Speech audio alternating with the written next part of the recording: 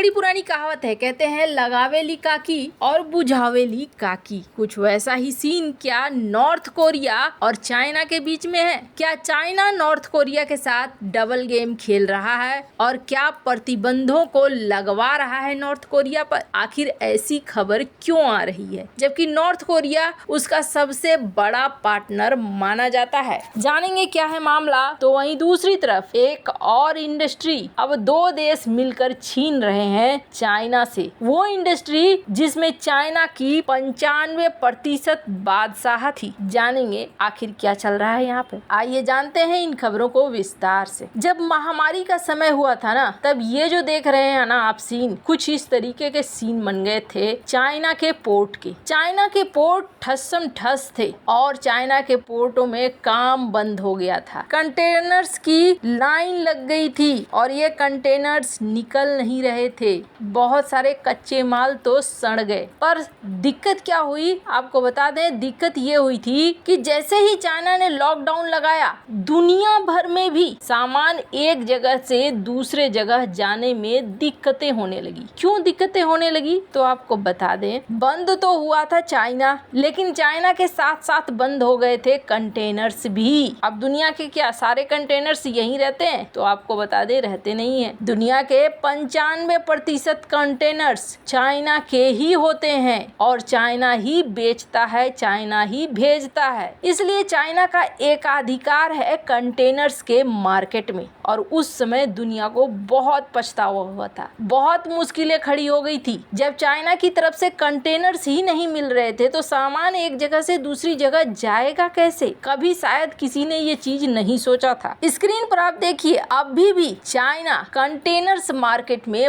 95% हिस्सेदारी रखता है, जो हिस्सेदारी एक बहुत बड़ी हिस्सेदारी है। लेकिन अब धीरे धीरे दुनिया सीख चुकी है। कहते हैं दूध का जला छाछ भी फूंक फूंक कर पीता है। और कंटेनर्स के मार्केट में दो नए प्लेयर आ गए हैं। इन दो नए प्लेयर्स में आपस में ही कंपटीशन चल रहा है। एक है वियतनाम और दूसरा है भारत। वियतनाम भी बहुत तेजी से कंटेनर्स के मार्केट पर कब्जा कर रहा है, तो वहीं दूसरी तरफ भारत धीरे धीरे इस दिशा में बढ़ रहा है। कंटेनर्स को लेकर वियतनाम ने पहले ही तैयारियां कर ली थी और काफी समय से उसके पास इंफ्रास्ट्रक्चर भी डेवलप था, इसलिए उसे एक बहुत बड़ी मदद मिल गई। खैर, जहां एक तरफ ये सब कुछ हो रहा है तो वहीं दूसरी तरफ आखिरकार मैंने ऐसा क्यों कह दिया। स्क्रीन पर एक आर्टिकल देखिए। चाइना सपोर्ट करता है नॉर्थ कोरिया के ऊपर सैंक्शन लगने के लिए। अब इस खबर ने ना एकदम से चौंका दिया है। मैप में नॉर्थ कोरिया को देखिए। नॉर्थ कोरिया और चाइना के बीच में सबसे बढ़िया वाली दोस्ती है और नॉर्थ कोरिया को हमेशा से जिंदा रखना चाहता है चाइना। क्यों जिंदा रखना चाहता है चाइना? तो आपको बता दें, इसके पीछे सबसे बड़ा कारण है और वो कारण क्या है कि नॉर्थ कोरिया एक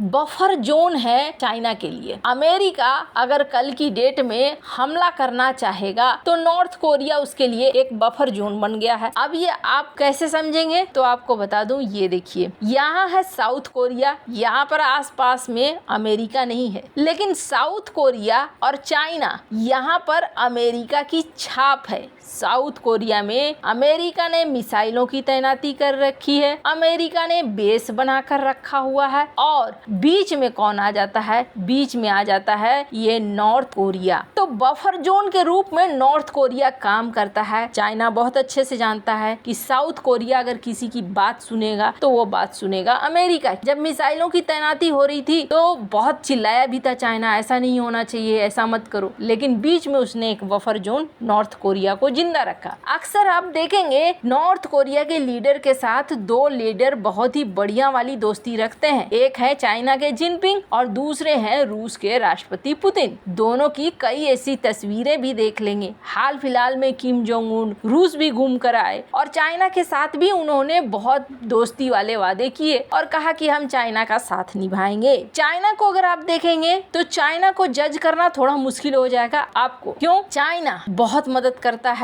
नॉर्थ कोरिया की। जब नॉर्थ कोरिया के खिलाफ कोई प्रस्ताव आता है यूएन में तो यूएन क्या करता है? यूएन जैसे ही प्रतिबंध ठोकने वाला होता है, कोई बड़ा एक्शन लेने वाला होता है, तो चाइना उस पर वीटो लगा देता है। फिर भी प्रतिबंध तो कुछ न कुछ लग ही जाते हैं। और उसके बाद देखिए, कहा जाता है कि उत्तर कोरिया जो इतने सारे सारे मिसाइलें बनाता है। इसके लिए पैसे कहाँ से आते हैं? तो ये पैसे आते हैं, उन्होंने हैकर बिठा रखा है, बहुत सारी डिजिटल चोरियां होती है जिसके जरिए ये पैसे आते हैं। वैसे तो आरोप चाइना के ऊपर लगते हैं कि ये कुछ न कुछ मदद वहाँ भी करता है और रूस भी उन देशों में आता है जो नॉर्थ कोरिया की मदद करता है। कई बार चाइना नॉर्थ कोरिया पर लगे हुए प्रतिबंधों को दरकिनार करते हुए भी नॉर्थ कोरिया की मदद करता है और ये चीजें खुद कही जा रही है। स्क्रीन पर आप देख सकते हैं आर्टिकल। अब अभी एक खबर आ रही है और वो खबर क्या आ रही है? खबर आ रही है कि इजराइल और हमास के युद्ध में नॉर्थ कोरिया एक एक्टिव रोल निभा सकता है। नॉर्थ कोरिया यहाँ पर हमास ग्रुप को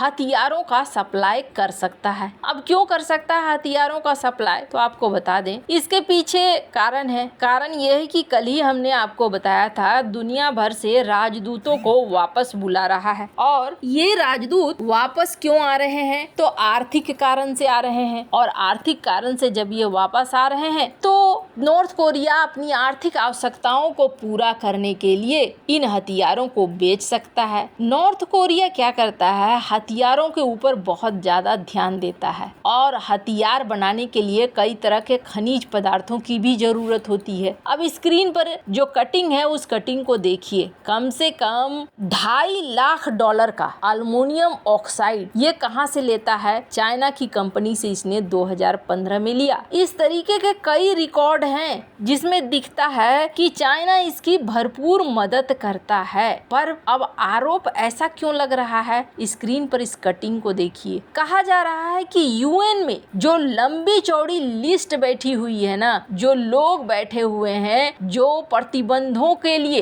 तैयार करते हैं सबूत, प्रतिबंधों के लिए तैयार करते हैं पॉइंट्स, उनमें सबसे बड़ी संख्या अगर किसी की है तो वो बड़ी संख्या है चाइना की। इसके अलावे कहा जा रहा है, ये एपी की रिपोर्ट कह रही है कि बड़ी संख्या में लोग जो अमेरिकी गवर्नमेंट के सैंक्शन लिस्ट में बैठे हुए हैं उनके नॉर्थ कोरिया में अच्छे खासे संबंध है और उनके चाइना के साथ अच्छे खासे संबंध हैं। स्क्रीन पर इस कटिंग को देख सकते हैं। कहा जा रहा है कि अमेरिका अगर किसी के ऊपर प्रतिबंध लगा रहा है तो उस पर कहीं न कहीं कुछ न कुछ प्रभाव चाइना डाल सकता है, लेकिन चाइना बैलेंस बनाकर रखना चाहता है। चाइना नहीं चाहता है कि नॉर्थ कोरिया इतना ताकतवर हो जाए कि कल को हमारे लिए भी दिक्कत हो जाए। नॉर्थ कोरिया को एक बैलेंस में बनाकर रखने के लिए कहा जाता है कि एक तरफ से नॉर्थ कोरिया के ऊपर प्रतिबंध लगवाता है तो दूसरी तरफ से उन प्रतिबंधों को फेल भी करता है। वैसे इन सब मामले में आपकी क्या राय है? कमेंट कर जरूर बताएं। जल्द मिलते हैं अगले वीडियो में नई खबर के साथ।